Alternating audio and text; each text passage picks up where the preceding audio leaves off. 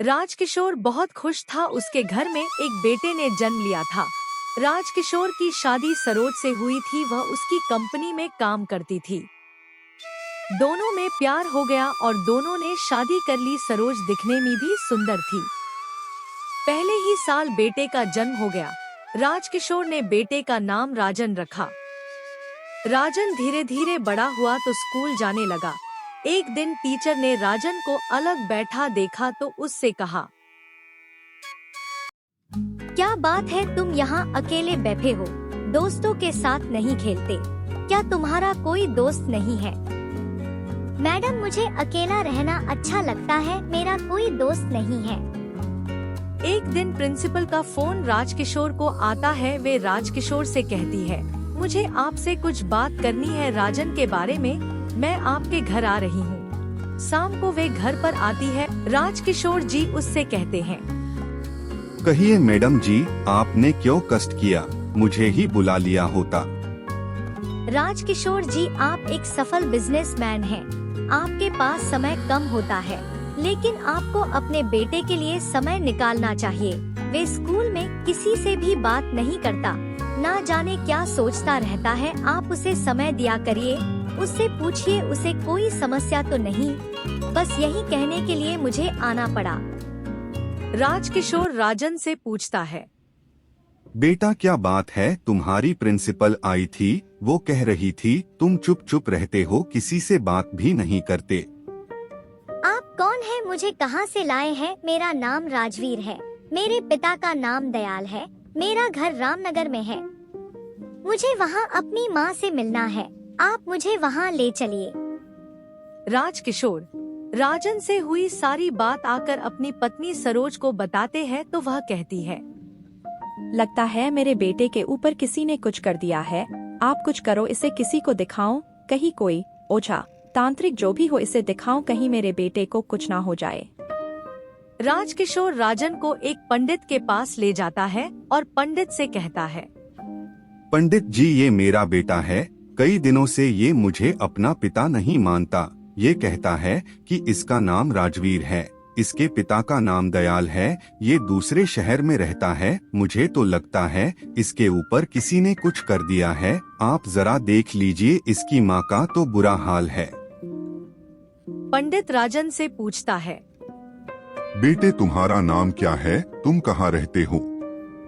मेरा नाम राजवीर है। मेरे पिता का नाम दयाल है। मेरा घर रामनगर में है।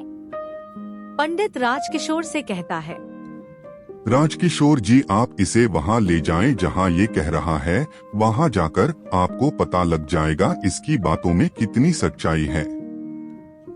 अब राजन बहुत खुश होता है। वह एक घर देखकर कहता है, यह मेरा घर है। मैं इसी में बड़ा हुआ था। मेरी माता पिता दोनों मेरे साथ यहाँ पर रहते थे। ठीक है, अंदर चलकर देखते हैं। घर के अंदर जाते ही उसे एक औरत दिखती है तो वह उस औरत से बोलता है, अम्मा कैसी हो? पिताजी कहाँ है? तुम कौन हो? मुझे माँ क्यों कह रहे हो?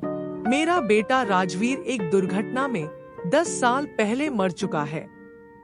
अम्मा, मैं तेरा राजवीर ही हूँ। देख, तुझसे मिलने के लिए आया हूँ। पिताजी कहाँ है? वह राजकिशोर से कहती है, साहब ये कैसा मजाक है? मेरा बेटा तो 10 साल पहले एक एक्सीडेंट में मर चुका है और ये 8-10 साल का लड़का आकर कहता है कि मैं उसकी माँ हूँ। बहन जी, ये बात तो हमें भी समझ नहीं आ रही कि ये कुछ दिनों से यही कह रहा है कि मेरा नाम राजवीर है, मेरा गांव रामनगर है, मुझे अपनी माँ से मिलना है। अच्छा, मेरे पास बैठ कर बता तू कौन है।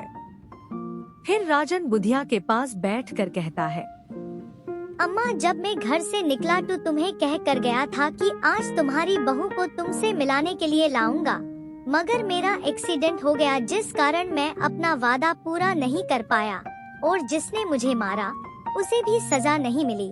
वह आराम से घूम रहा है और तुम लोग इस हाल में हो। मैं अकेला ही तुम्हारा सहारा था, मगर अब तुम चिंता मत करो, मैं उसे सजा जरूर दिलाऊंगा, चाहे मुझे कुछ भी करना पड़े। पिताजी, आप मेरे साथ पुलिस स्टेशन चलो।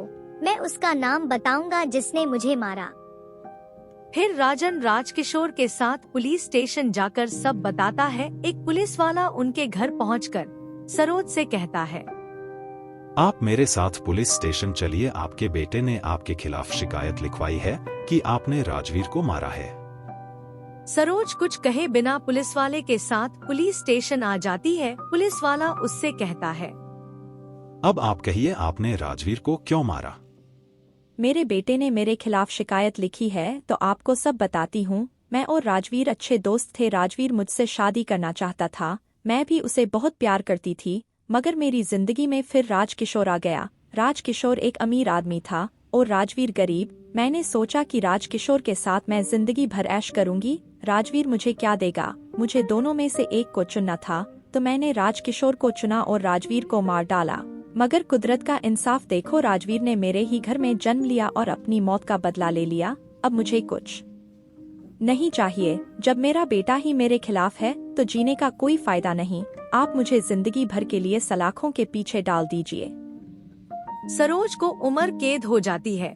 राजकिशोर राजन के पहले जन्म के माता पिता को भी अपने साथ रख लेता है। अब उनकी जिंदगी आराम से गुजरती है।